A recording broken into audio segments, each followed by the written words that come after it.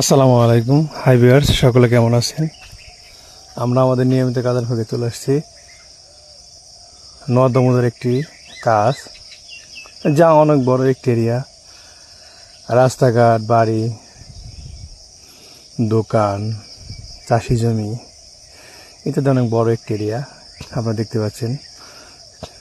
এবং চলাচলের রাস্তা, আমরা ভিতরে যাচ্ছি মেজারমেন্ট করে। এরপর মাদবরদের বিচার্য বিষয়ে তারা কি বলে, আমাদের সম্পূর্ণ কাজ দেখার জন্য আমাদের সাথেই থাকবেন। নিজে দেখে অন্যকে দেখার জন্য বেশি বেশি শেয়ার করে দিবেন।